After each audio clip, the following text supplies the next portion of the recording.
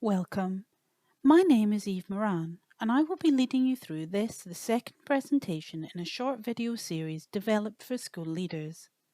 The focus of this video will be implementation. The series has been developed by Education Scotland's Attainment Advisor team and is intended to provide key messages, provoke thought, and act as a starting point for further exploration, discussion, or development within this area. If you would like more support with anything covered in the presentation, then please contact your local authority attainment advisor.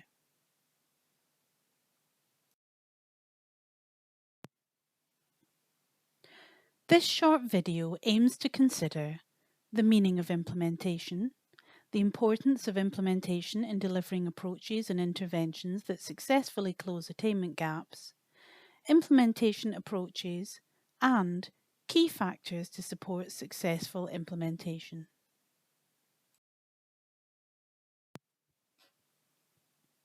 So, what do we mean by implementation?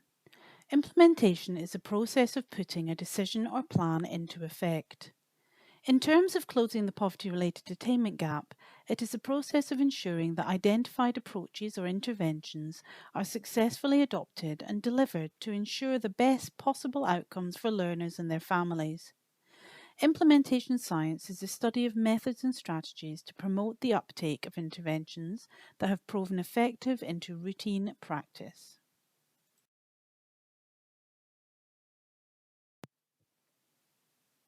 Why is implementation important? When looking to close a poverty-related attainment gap, it is likely that schools and settings will be trying out new things and looking to adopt the most effective practice. Implementation of identified interventions and approaches is what schools do to improve.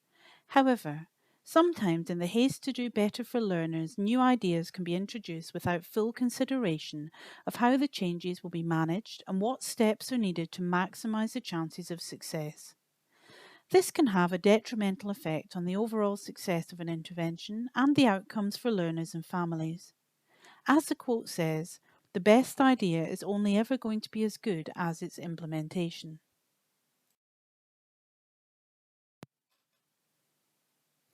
There are different ways that schools or settings might choose to approach implementation depending on the size and complexity of a change, an approach, or an intervention. If the change is simple, then schools may decide to just do it. For example, deciding to supply pencil grips to identified P1 learners to support letter formation may require little explanation or training. It is likely something that can be implemented straight away. Some interventions may be implemented in parallel to current approaches or activity. For example, a new reading intervention may be trialled in 3 classes before it is then rolled out across the school. This sort of a phased approach has benefits in terms of resources, risk management, and sharing learning. Where an intervention or approach is complex and contains multiple components, then a sequential approach to implementation may be of benefit. For example, in improving whole school attendance of identified learners, multiple strategies may need to be implemented over time.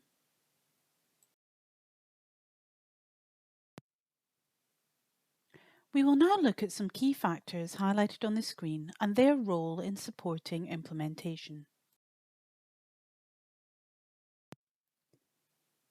From the outset of any intervention or approach, it is important to keep sustainability in mind. An intervention or approach is sustainable if the intervention can be maintained, but also if the effect of an improvement can be retained and built upon over time. Sustainability is about maintenance, capacity building, and future-proofing. It is important to think about sustainability when implementing an intervention, or schools may risk any short-term gains being lost at great cost to time, resource, and learner outcomes. Some key things to consider are financial sustainability, programmatic sustainability, and ensuring sustainable outcomes. Financial sustainability is about considering whether an intervention is financially viable in the short, medium, or long term, and whether you need it to be. For example, a depute head given release time from class to support the implementation of a new approach to writing may have a high initial financial cost, but this may be time limited. However, investment in an online health and well-being assessment system that is managed by a third party may require an annual subscription fee for the long term if the system is to be implemented effectively. Programmatic sustainability involves ensuring that there is an established, reliable, and effective infrastructure to support the continued implementation of an intervention. For example, backup plans for staff absence or change, continuous, timely, and effective coaching and training, and a regular review of policy and procedures. Finally, to ensure sustainable outcomes, it is important to ensure that plans are in place to maintain any progress that is made during an intervention, so that the learner does not fall behind and instead builds upon progress made.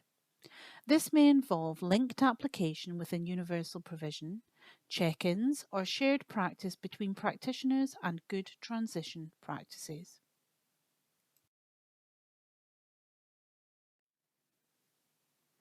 One of the most important things to think about when implementing an intervention or approach is how you plan to ensure that it will be successfully adopted by practitioners and other stakeholders, such as learners, parents, or partner providers. Schools can begin this process in the planning stage by ensuring that it is a collaborative process, as involvement is key to achieving buy-in. Beyond this, if an intervention is to be successfully adopted, leaders will need to think about and explicitly plan out how to win over the hearts and minds of everyone involved.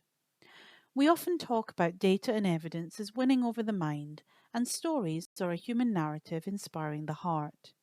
Sharing evidence alongside some contextual narrative can be a powerful way to articulate the rationale for any intervention or approach and begin to bring people on board.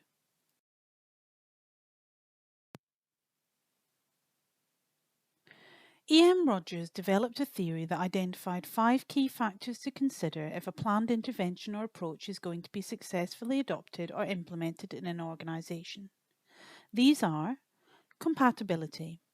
How well does the intervention or approach fit with existing values, patterns, or tools in your school or setting? Trialability. Can the intervention or approach be tested before it is rolled out on a larger scale? Relative advantage. In what ways is this approach or intervention better than the alternatives? What evidence do you have? Observability. Is there another school or setting using the same approach? Simplicity versus complexity. The easier an approach or intervention is to learn, the faster it will be understood and likely implemented. Schools may wish to use an adoption attributor scale, such as the one on the screen, to consider readiness as part of the implementation process. This can provide leaders with an opportunity to think about the best way to create the conditions for an intervention to be successfully implemented.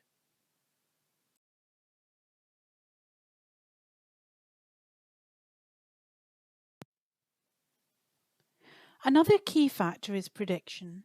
However, rather than thinking ahead to what may work, there is also benefit in predicting the things that could go wrong with your intervention or approach.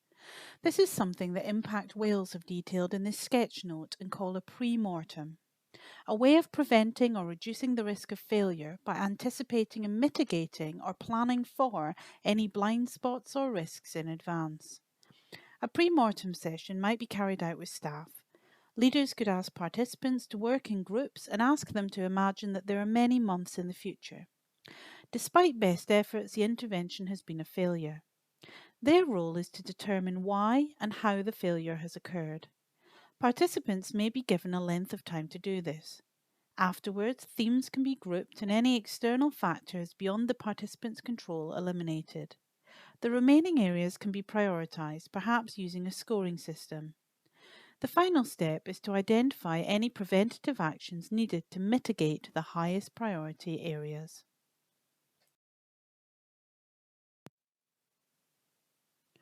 Standardization is about ensuring you keep track of all of the processes and tasks necessary to deliver and maintain the approach or intervention.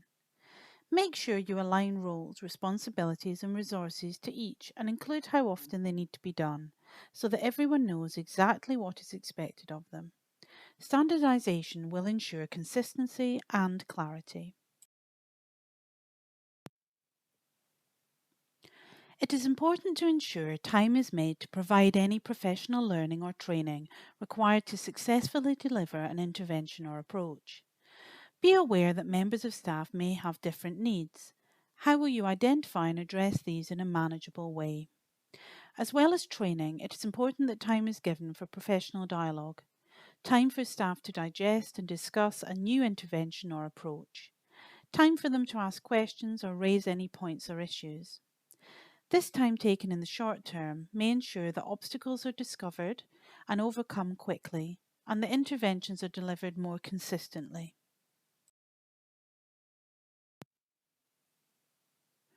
We often think about tracking at the beginning of an intervention when we identify the baseline data, and then again at the end of an intervention when we gather in data to review the overall impact. However, for successful implementation, it is vital to build in ongoing opportunities to track and monitor progress against intended outcomes. This will give practitioners an opportunity to review data and reflect on the progress of an intervention. Practitioners can then gain a deeper insight into what is going well and where there may be issues to resolve.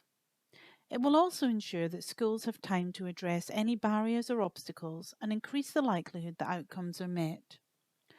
Schools may wish to consider the most efficient and manageable way to track data and then agree a consistent approach. Established systems may be utilised where possible. Clear communication at all stages of implementing an intervention or approach is vital. This communication should extend to wider stakeholders such as learners, families, and partner providers as appropriate. The Education Endowment Foundation suggests that it is important for leaders to communicate the purpose and importance of the innovation and what is expected from staff in its use, clearly articulate the alignment between the intervention, learner needs, and the school's broader purpose and values, ensure there is a shared, clear understanding of key activities, systems, and processes linked to the approach and any available support or training. Use existing lines of communication, such as staff meetings, and create repeated opportunities to discuss the explained change. Recruit others, such as learners, parents, practitioners, community members, or partners, to help articulate the benefits of an intervention. Identify advocates for the innovation who can champion its adoption through modelling and supporting others, and directly participate in activities that are conducive to good implementation. In this way, leaders are signalling the priority and also modelling desired behaviours.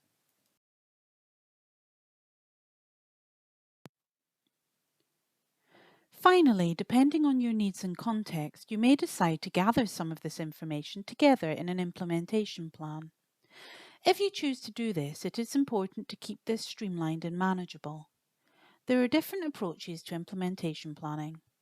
The size and complexity of an intervention or approach and the school context and need will inform which may be most helpful to individual settings. Some leaders may wish to create an implementation checklist that sits alongside a plan as a way to outline and track implementation activity. Others may prefer a separate implementation plan. This may be particularly beneficial when implementing larger interventions or approaches. Or schools may wish to incorporate key implementation areas into their main improvement or development plans. For example, adding in a column for key activity, tracking, or identified staff. The important thing is that implementation factors are considered throughout an intervention and that they are consciously and deliberately planned for. This will maximise the chances of an intervention or approach being successful and improving outcomes for identified learners and their families.